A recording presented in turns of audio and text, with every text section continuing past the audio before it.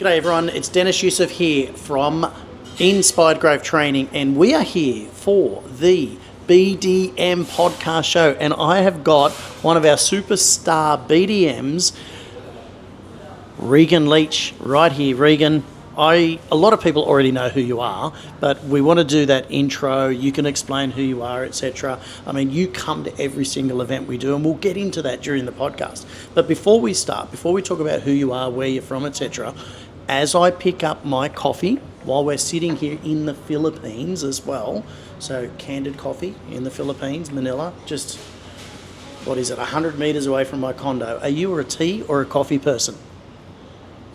Absolutely a coffee person. I wouldn't dare sit here and say I'm a tea person. We do have a bit of a different taste in coffee though.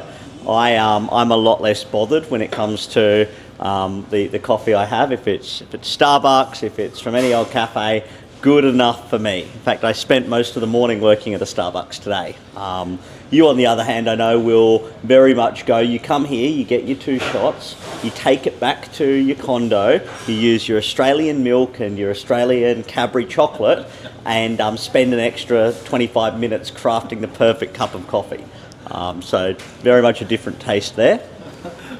I absolutely do, and obviously Regan's been hanging around with me quite a bit in the Philippines, so he's actually had a taste of my coffee. I mean, this is Australian milk. They do use Australian milk, so a bit of a plug for Candid Coffee, I should say. We'll give this. They actually travelled to Australia and studied coffee cafes in Melbourne and Sydney, and then came back and brought all of their expertise into the Philippines, and they're doing a great job of it here as well.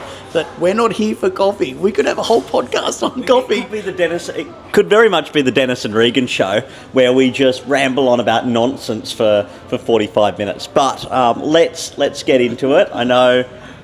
Imagine how we're going to be when we're talking about real estate. So, because we could talk freely about coffee. So I've got my notes here. Normally I have that sitting in front of me on a laptop, but we're doing this podcast a little bit differently. So, because we're both in the same city at the moment, so I thought we'll do the podcast. So, Regan, tell us a little bit about yourself. Tell us who you are, who you're working for, and how long have you been in real estate? Yeah, absolutely. So I started in real estate right after I finished school, had the opportunity to go to university, decided that wasn't quite right at the time for me, and instead I took a bit of a gap here, moved up from Sydney to North Queensland, to Townsville, and fairly quickly got started working in real estate. I actually applied for a job as a maintenance manager and had a 3.5-hour job interview with the previous owner, who is a bit of a quirky bloke, but I learned a hell of a lot from him. And yes, I ended up getting offered a traineeship on the spot, and that was the start of, I guess, what has turned into very much a career and a business for me. So I worked at the business for about 2 years, and then shortly after that 2-year period, we had the Townsville floods in 2019. During that time, the owner of the business had some other business ventures he was getting into, and I was running pretty much the agency at that point, and there was an opportunity to buy the business, and so I officially took over in July 2019. So it's coming up to 6 years now, I guess. And so, yeah, my business is Coral Sea Property Services. We were a property management only company, and we've just expanded and did sales as well about 3 years ago. And we've actually recently, in the last couple of weeks, expanded and opened up an office about 5 hours south of Townsville as well. So really trying to kind of expand and take the value we're offering our clients in Townsville and open that up to new geographical areas now. Yeah, so let's take it back a step. So much information you've given already. Sean, previous owner, God rest his soul. I mean, he did a great job in putting his mark on the industry as well. 3.5 hours for a job interview, that does not surprise me at all with Sean. He was very analytical, and I remember when I was doing some training with Coral Sea, even before you were there, like back in 2017 or maybe even 16, and he gave me the whole blueprint of what they're doing and what he wanted to do. He knew everything about his business and the statistics and data as you do as well. So you have got similar traits, which is really good. And we'll get into some of those stats as well. So you mentioned Townsville. You mentioned the floods, which is great, and you took over the business just shortly after that.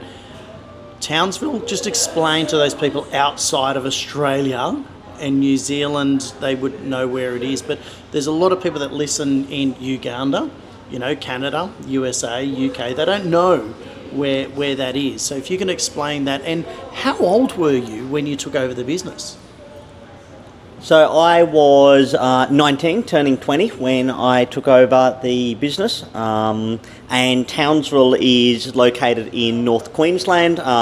Queensland is located in the north of the east coast of Australia.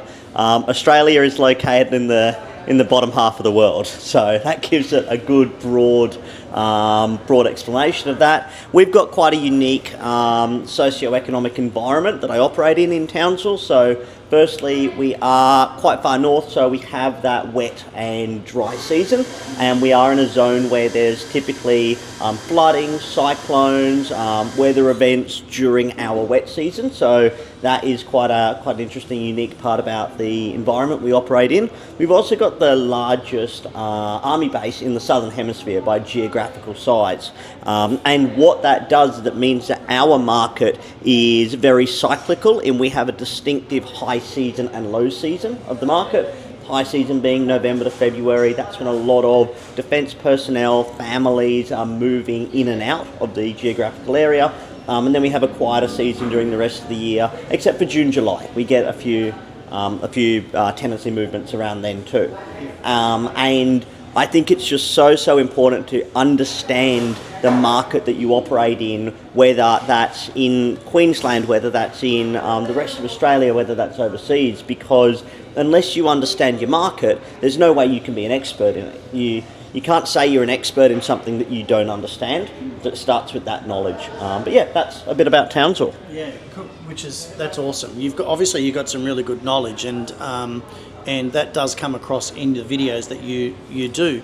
But before we get into some of that stuff, like you've already explained why you got into real estate, you didn't want to do uni, and I think that's great. You've got a great journey that you've been on. And your position in the office is a little bit different compared to what other business owners do. So I'd love you to share that, and then we're going to move on to some nuts and bolts on growth and what you're doing and stuff. But your position, so you have been in and out of the BDM position as a business owner. Obviously, you still do videos for prospecting, but you're not in Townsville, Regan. Can you fill us in a little bit on how your position is and how you run your business? Because I think a lot of people will be really intrigued in how can you run your business without sitting in the business? Yeah, well, look, it's definitely a bit unique what I've started doing, especially in the past 12, 18 months or so. But yeah, currently we are in the Philippines. I've been in the Philippines since late October, early November 2024. And yeah, currently I'm running my business remotely, but it wasn't always that way. And the journey of business ownership and entrepreneurship for me started when I took over the business, and I was the operations manager, I guess principal then at the time. And I've sat in almost every seat within the business. So I worked as the business development manager for a number of years. Then I've had other business development managers work alongside me. I've stepped into more of a principal role and a business owner role. And then I'd say about 2023, early 2023, I had this realization that I didn't want my 20s to be defined by real estate and defined by having a successful real estate agency. Although it's something I'm incredibly passionate about and proud of, it wasn't something that I wanted the be-all and end-all of my 20s to be. I've always been a big believer of having a 5-year plan, so when I reassessed my 5-year plan at that point in time, it was going to take me up to about 29. And yeah, I said, well, actually, I want to go traveling. I want to see the world. I want to do all of those things that a typical 18, 19, 20-year-old would do. And from that point, that's where I really started saying, well, how can I achieve this? And I am a lot of entrepreneurs are like this, in that instead of taking your 5-year plan and saying I'll do it in 5 years, working out how can I make that, how can I complete that within a year? Yeah. And so for me, that has always involved finding the right people and having the right staff members and the right support around me. The analogy of, well, if you're the smartest person in the room, then you're in the wrong room, has always resonated strong. And so, yeah, I put together a team now and found ways to entice and benefit them so it is a genuine win-win. And for me, it allows me to now spend more time overseas and traveling and exploring different businesses and trying different things and just learning stuff in general. And so that freedom has been great. It wouldn't be possible without some of my key staff members. Emma Carney, who's been with the business for almost 11 years now. Andrew, who is my head of business operations and really runs everything while I'm away. But yeah, the way I've been able to do that has really been having a plan and then having the right people to execute that plan. Yeah. So, just to add to that, you've also got, you've just employed a new BDM, and we're actually going out for dinner tonight. We're going to talk about, how we can utilise that BDM even more. But you've also got a BDM, right? And your BDM structure is a little bit different from others. So before I jump into one of the questions, the next question, you've got a BDM that's listing 15 plus properties a month, and they're only working 3 days a week, is that right? Yeah. Now, for most business owners out there, they'd be thinking, wow, 15 properties, that's great, you're doing some really good numbers. But for you, it's not enough. You've just employed another BDM that's not even in the state of Queensland. And that's what we're going to be having a discussion about tonight, but they're going to be a remote BDM. Do you want to explain what your thought process is behind that? Yeah. So yeah, I mentioned her name before, Emma. Shout out to Emma. She's probably going to be watching this as well. We love you. We think you're amazing. And Emma has been with Coral Sea for like 11 years now, so longer than I have. She started in the business as a trainee and kind of worked her way through every role in the business. And around the time I was actually buying Coral Sea, her role at a different company was finishing up. And I'd reached out to her and actually got her in to do a bit of consulting for me. And it just worked so incredibly well that I was like, well, I can't possibly lose this talent. So what do I need to do in my business to retain that? And we found a full-time position for her. And shortly after that, or maybe 12 months after that, she had to move down to Sydney, down to Newcastle, for like family reasons. And again, I was in this position of, well, I've got this incredible asset within the business who absolutely has the same values as me, has a great communication with myself. So how can I retain that? And that was the point where we said, well, how can we make this a remote position, and what is it that we need to do to make this a remote position? And so at that point in the business, what I actually did was I stepped back into the BDM role, and Emma would do everything that a BDM is expected to do except for the in-person meeting. And the script was really simple. It was Regan, the business owner, likes to meet all of the prospective clients in person. So he'll be the one coming to meet with you at your property. He believes that's really important, being a business owner, that he can represent himself and his brand. And so I would go do all of those prospective meetings. Emma would send me everything that I need and give me the rundown, and I'd call her on the way to the meeting. I'd call her on the way home from the meeting, let her know how it went. And if I signed the management up at the appointment, awesome, I'd send it to her and she would do all the onboarding. If I didn't, she would then reach out to that prospective client straight away and she would take over that prospecting, which turned the sales cycle for me as a business owner from 3, 4, 10 hours, however long it takes you to sign up and prospect and get a management, to just that 45 minutes to an hour. And that worked really well. And then when I stepped away from the business, we replicated that with Andrew, my head of business operations. Almost identical scripting, and it's worked perfectly. Yeah, which is awesome. And then you're going to be doing the same thing with another remote BDM. So, I mean, that's, for every business owner out there, a lot of people think that they need to have a BDM on site. They need to have a BDM that goes and does all the appointments. You can have a sales focused person on the phone, as what Regan's doing. He's about to do a second one. And maybe we're going to have to do a follow-up podcast on the BDM podcast show on how things are going in 2 or 3 months down the track. Regan, what training are you doing? What training is your team doing to get to where they are? Because one of the things that I've noticed about you, you're very good at identifying people, which is a great point, identifying key points in people. But what training are you doing and what training are you putting in your team so to continue their development and your own? So obviously we do a lot of the IGT training. I couldn't not plug you guys because my team go to a lot of your staff. We're members as well, and so they've all got access to all of the information on the portal as well. I love learning. I've always been someone that is passionate about learning new ideas and new things, and there is an exhaustive amount of real estate training out there. But that only really touches the tip of the surface when it comes to sales training, business development training, business growth training. And especially now over the past probably 12 months as I've stepped back from the business, I've now had more time to complete more training, and then I believe it's my job as a leader to pass that information on to my team, because they don't have the time sometimes to be able to do 10, 20 hours worth of self-development a week when you've got your job, you've got family commitments, everything that goes on in life just kind of gets a bit busy at times. But I still do those trainings. I do at least weekly catch-up sessions and training. The thing that I've noticed in my business is it's not always about the training that you do, it's about the way that you implement that. And I've spoken on implementation at one of your events before as well. And so it's not just about consuming the knowledge, but it's about putting that information in play. A big one has been AI and like ChatGPT, which I have used consistently almost every day for the past year. But it wasn't until a couple of weeks ago where I said to some of my property managers, this is training on AI, and I want you to get back to me before the end of the day with an example. And 2 or 3 days later, one of them sends me a Teams message I don't know how I lived before.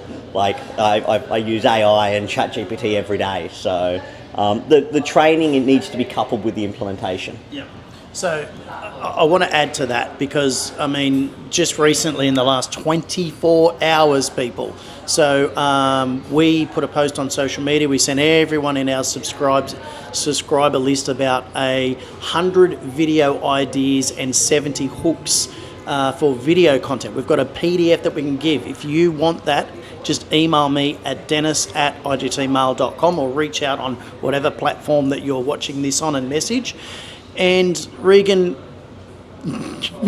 within hours, you'd already thrown the component, the PDF, into ChatGPT, and you did 5 or 6 videos or whatever it is, and you posted some examples of those videos into the IGT Inner Circle, saying to everyone, great, guys, it's great that you've got this now, but now you need to put it in place, and here's my example. So, you show people that you do implement, and that's one of the key reasons why you are where you are. You attend training. You've spoken about all of our training. You attend our leaders retreats, our conferences. You speak at them, and you do utilize, but you put in place, and that's the key.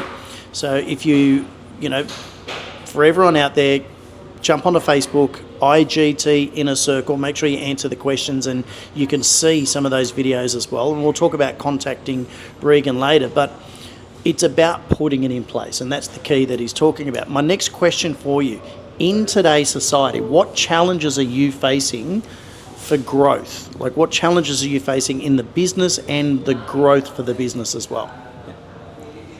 Well, the challenge that I'm really facing at the moment, which I've hopefully just resolved, is Emma, my BDM, who I've spoken about. She went on maternity leave. She came back. She wanted to come back 3 days a week. Obviously, when you become a mum, your priorities change a little bit. And so for her signing up, her goal was to sign up 10 a month on 3 days a week, which if you then kind of extrapolate that out, that's 16, 17 a month on a full-time full-time perspective, and I was like, yep, that's awesome. And she's kicking those goals. She's doing like 13 to 15 a month on those 3 days a week. And one thing about Emma that is amazing is she is very much dedicated to, she'll make a commitment to something and she will do it. And so she said she wanted those 2 days a week to be with her young child, and she makes sure she takes that time off. And so for her to achieve those results is incredible. How have I solved that problem? Well, I've just hired Alex, who is a young guy, really interviewed very well, followed up, did everything that a good BDM should be doing with us as a business that were interviewing him on the job ad. So we've just hired him. He'll start in a couple of weeks' time, and that will then give us the capacity to hopefully deal with and respond and prospect more. I think the biggest challenge we face in an industry is the amount of time it takes to take someone from having no knowledge or information about your business to being a happy client is getting longer and longer, because the onboarding stage of the pipeline is getting a lot longer as there's legislation changes. The amount of time that we need to spend as business development managers or business owners or property managers outside of actually managing properties, but in the learning and developing our systems and processes to remain compliant with legislation, is getting a lot longer.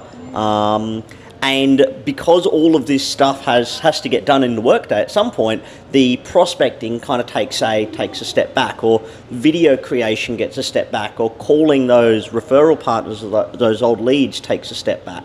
And so that's that big challenge, is finding the time in the day to do it. And it's not just because it's getting harder because it's outside of our control, but there are certainly a lot of factors that are changing.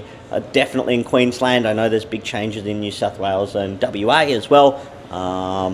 And so how do we adapt to that challenge? Well, again, double down on having the right people in the team, having the right process, make sure that people are performing and doing their role to the best of their ability, and they are the right people to be doing that. Yeah. On that, so, you know, it's good to see that you were very aware and you know how to overcome those challenges.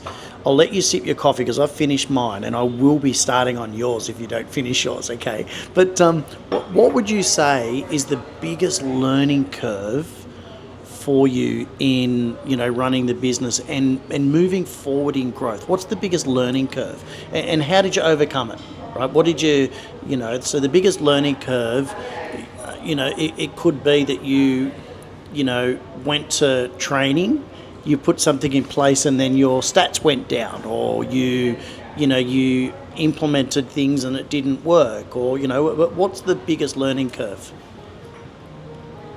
Look, there's lots, and they change over the life cycle of being a business owner. Certainly, earlier on in my career, it was blindly listening to advice and trying new things. So I know we implemented lots of different ideas and things about new business. One of the things that we actually implemented dropped our conversion rate quite significantly. And so although I was busy, I wasn't actually converting as much as I had been previously.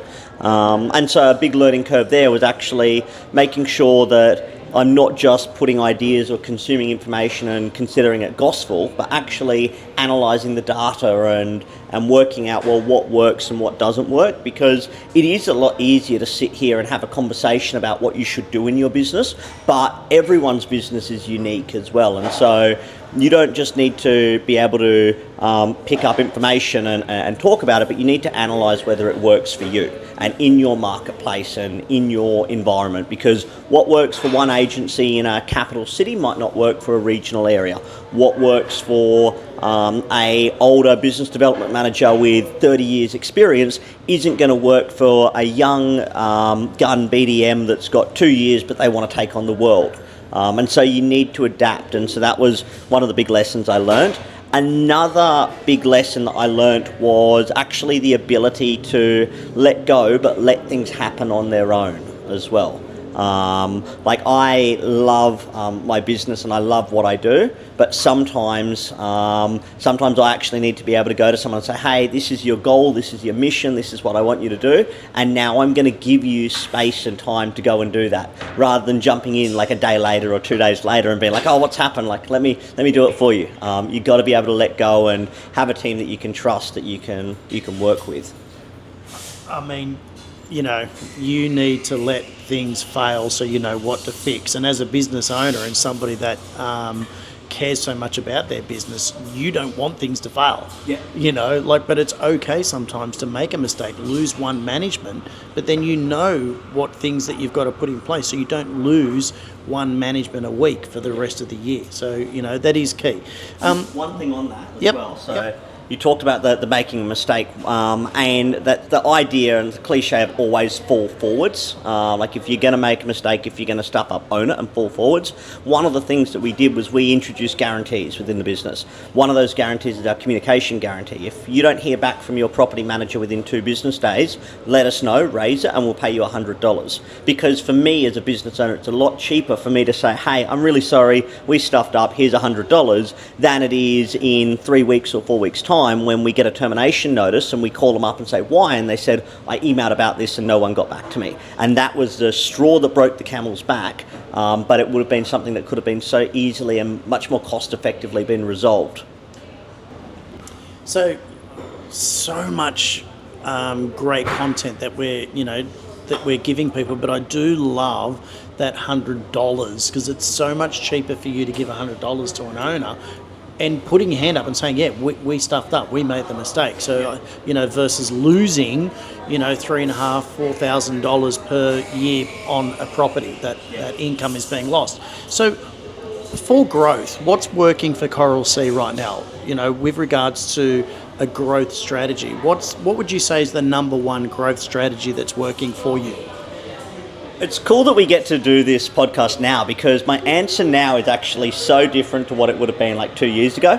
For us right now, it's referral partners. We are consistently getting like 6, 7, 8, 9 properties a month from those referral partners.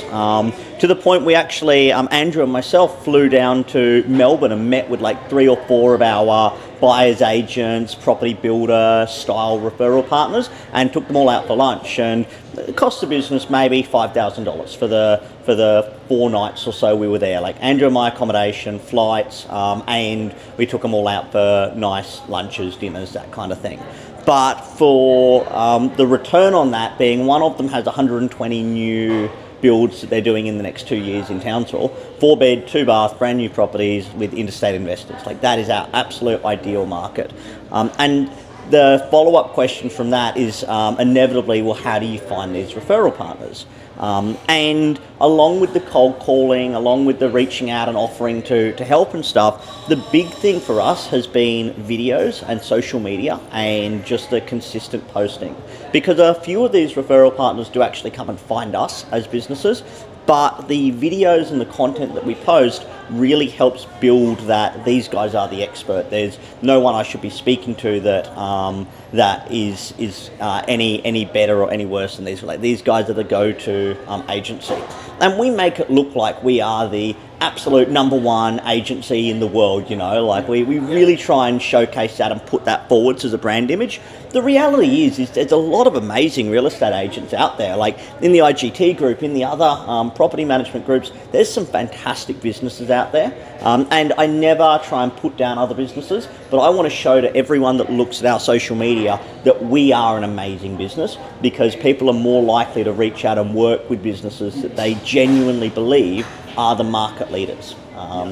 Yeah, which is absolutely phenomenal, and it is true. You know, you're talking about that online presence, you know, those referral partners, the social media, and you know, you're becoming that go-to agency, and video does propel that trust. You are looked upon as that expert. I've had some discussions with some of our IGT mastermind attendees, and I've had 4 people just today tell me that they've got business through their videos that they're doing online. People are reaching out to them, I'll use Sky Taylor as an example. She said she got someone on Facebook that's not even following their page, but the algorithm pushed her video in front of them. Daphne is another one in Adelaide, and she's got some business through online socials. Vanessa is another one that she's got, through the socials that are doing it. It works, and you do, and you are very heavy on your video. So well done on that. Now, I want to throw something at you. What happens if someone rings you up and they say, but the other agent is cheaper, will you match their fees? So we don't fee match at all, and I would say that we don't discount, but what we actually do is we have a few sacrificial fees that we put in there. So fees that overnight just magically appeared on our fee list. The onboarding fee was one of them. So we charge a $500 onboarding fee, where if I've got a client that's really hard to get across the line, or Emma's talking to someone that she just can't convert, she will offer to reduce that to $250 if they sign up within the next 48 hours, is usually what it is. We've also got our very premium special Premier marketing bundle package, which is the greatest marketing gift anyone could ever give you, or so we sell it as, which just includes professional photos, virtual tour, 360 video, and a video walkthrough that we will offer exclusively for free, because you've got a VIP property that we really want to manage, and we really want to work with you. And that's usually valued at between $500 and $750, depending on what we feel like on the day.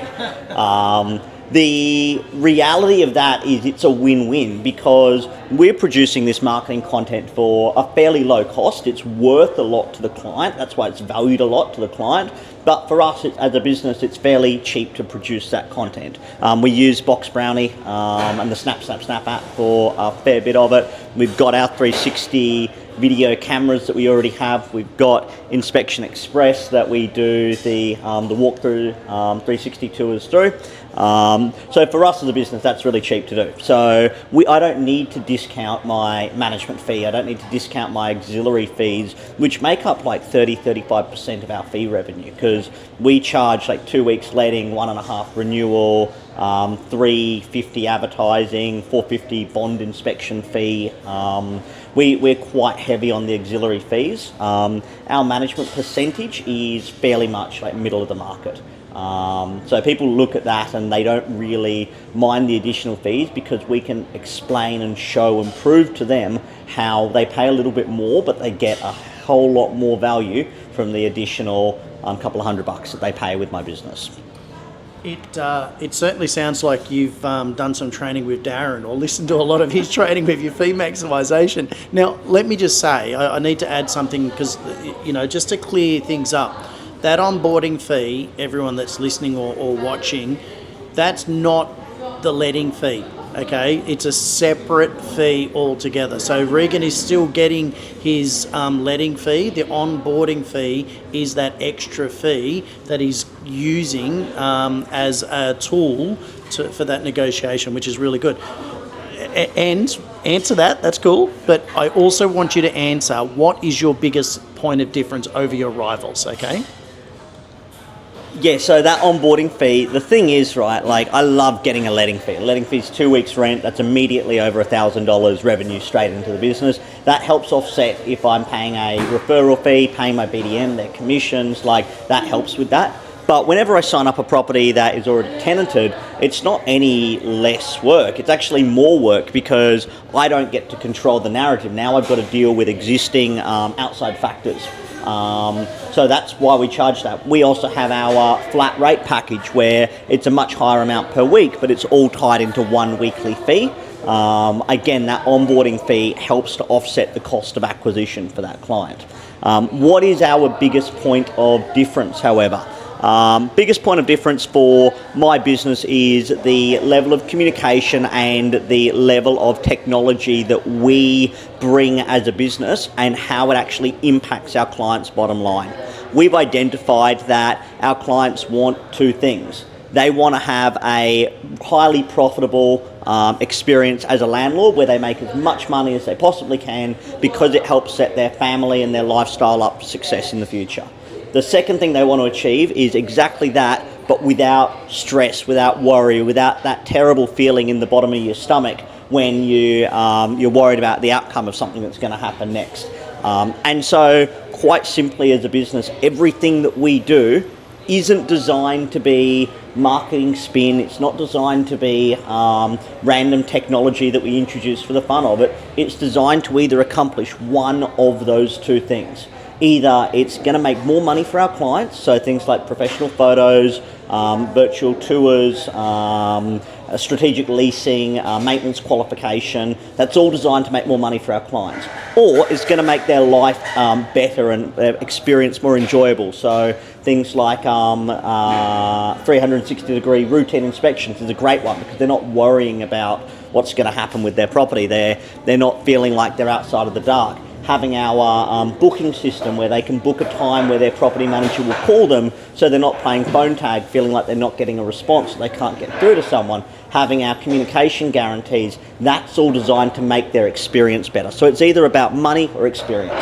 And everything else we do as a business is fundamentally around that. Yeah. What I love is I asked for one point of difference. You just rattled off about 15, but you've also said another 10 prior to that as well. So, how many times people are obviously, strategic alliances, current clients, when they're referring business to you, they're less likely to ask for a discount. But you've got all of these things in place. You've got your new business process in place. You've got a great fee structure. You've got great negotiating tools put in place as well. But how many times would people be asking for a discount? I wouldn't know the percentage because I'm not doing the BDM stuff these days. But when I was doing the BDM kind of role, it was fairly often, like probably 60, 70, 80%. But it wasn't always them asking was the thing. Oftentimes, and I made this mistake at the start of my career as a BDM, was not asking for the business. I'd be like, here's all our information, it's great, we're going to do this and we're going to do this and this is why we're different. Okay, well, let me know what your thoughts are. I wouldn't actually say, well, look, you've heard all this information, you can agree with us about this and this, so is there any reason that we can't get the paperwork signed now and I can't start working for you today? And that's when they would give an objection. And how often would that objection be to do with fees?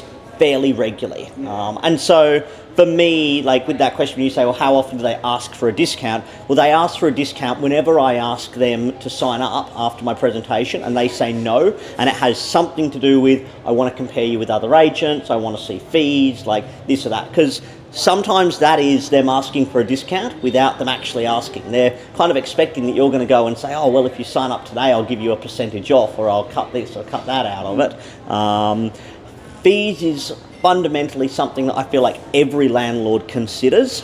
It's more important to some than others, but it's definitely something that's on the mind of every landlord. You just have to show that you're worth so much more than the fees that you charge. And also you need to quantify and qualify that data for them. You can't just do all these amazing things. You need to do all these amazing things and say, Mr. and Mrs. Landlord, this amazing thing that I do is likely going to save you this much per week over the next 5 years, or it's going to save you this much per vacancy, or it's going to save you this much by reducing that vacancy period. So in essence, what you're saying is you're showing the owners how much you're saving the money for using you versus the fee that you're charging them, which is great. I want to just bring something up as well before I get to my last question, is another point of difference that you're putting out there is that, you're putting a date on a special or, an offer that you're giving them, which is something that people don't do. You need to make sure that if you're giving someone an offer, whereas you're, in Regan's case for Coral Sea, he might be saying, we will reduce that onboarding fee if you sign with us within the next 48 hours. So that also gives you another point to reach out to them before the 48 hours. And if they don't, they miss out. So they feel like they've got to make a decision a little bit quicker, which is great. Now, Regan, as you know, IGT, we do conferences, day seminars, we do lots of things. I want you to picture you standing in front of 200 of the top agents around the world that have come to an Inspired Growth training event. And I'm meant to be closing, but I've just said, Regan, I'm sick, I'm out, I'll see you later, I'm going.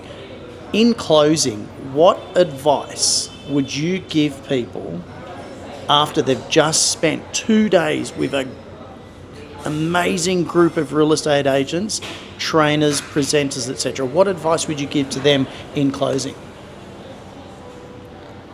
It's a good question. I've heard that one before, actually. I think my advice would be, and I'd wrap this into, I spoke about implementation last year.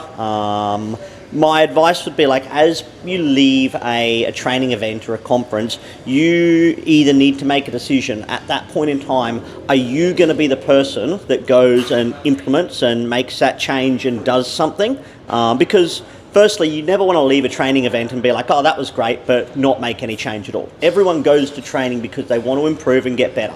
And so if you can agree with that, then you need to ask yourself the question, are you going to be that person to go and make that change or implement it? Or is there someone else in your team or someone else in your environment that is going to make that change for you? Because not making a change should never be an option, because then you wouldn't have gone to the training in the first place.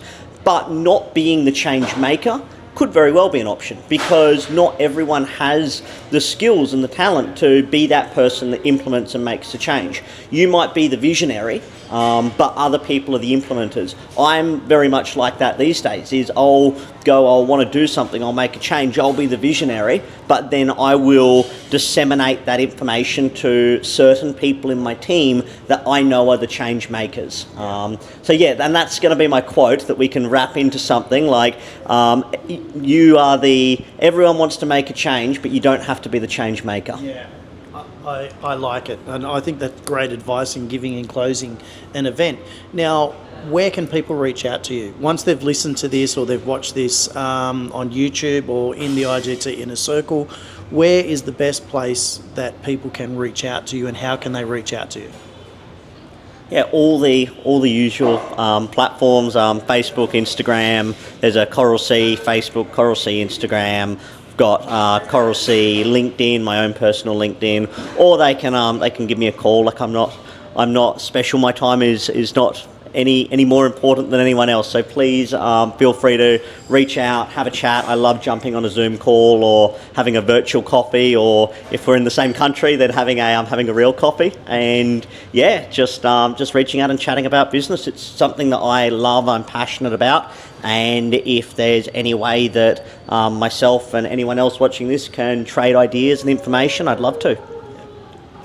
Awesome, thank you very much. Obviously, I'm going to be tagging you in the social media posts so people will be able to catch Regan there as well. Regan, always a pleasure sitting with you, having a chat. We've been doing a lot of that while we've both been in the Philippines for a long time. I did have a break when I had to go to the UK for work, but we caught up and made up for that over the weekend. Really appreciate the valuable time. No doubt we'll have you on another podcast. I think we need to do a follow-up, and I'm sure that everyone watching is going to love to have a follow-up to see how things are going with your new BDM as well. So this is Dennis Yusuf from Inspired Growth Training. This is the podcast, the BDM Coach podcast show. If your new business isn't on fire, make sure that you give me a call.